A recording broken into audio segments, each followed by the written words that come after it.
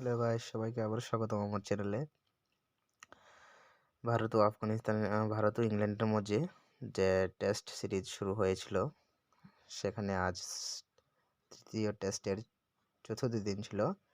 সেখানে ভারত ইংল্যান্ডকে একটি বড় ব্যবধানে হারিয়েছে আজ। আর এই ম্যাচের কথা যদি আমরা বলি, তো সেখানে এই ম্যাচের নায়ক যদিও রবীন্দ্র জাদেজাকে ম্যান অফ দ্য ম্যাচ দেওয়া হয়েছে, কিন্তু আমি বলবো এই ম্যাচটি আমাদের জন্য বা ভারতের জন্য অনেক পজিটিভ ছিল। সেখানে অনেক ভালো কিছু পেয়েছি আমরা, যেমন ধরুন সরফরাজ খানের ডেবিউ, শুভমান গিলের 91 রান, যশস্বী জয়সওয়ালের দ্বিতীয়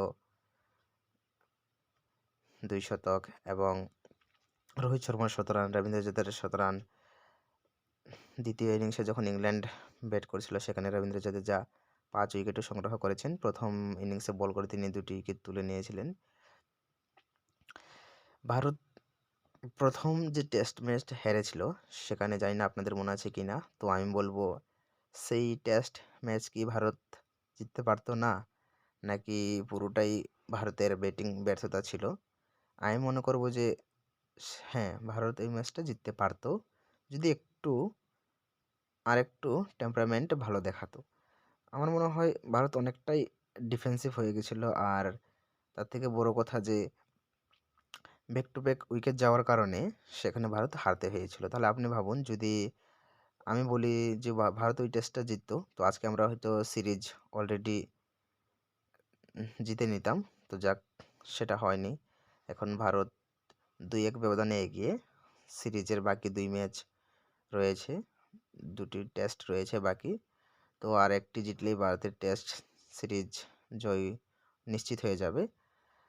আর ইংল্যান্ডকে যদি এই সিরিজে ফিরে আসতে হয়, তাহলে কিন্তু তাদের চতুর্থ টেস্টে অবশ্যই তাদের জয়লাভ করতে হবে, নাহলে কিন্তু তারা সিরিজে ঘুরে দাঁড়াতে পারবে না। আর ইংল্যান্ডের হয়ে ম্যাচটি একটি হতাশাজনক পারফরমেন্স। বিশেষ করে আপনি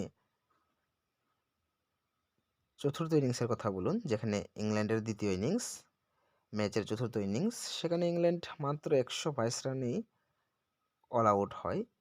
সেখানে আমি বলবো পিচ বা গ্রাউন্ড এতটাও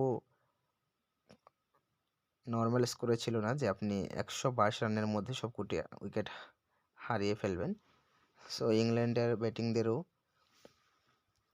হয়তো ভারতীয় স্পিনের জালে তারা আটকে পড়েছিল, তারা হয়তো বুঝতে পারেননি তাদের বোলিং। আমার চ্যানেলটি সাবস্ক্রাইব করুন গাইস, সাবস্ক্রাইব করে আমাকে সাপোর্ট করুন। আপনাদের সাপোর্ট আমার দরকার। Thank you.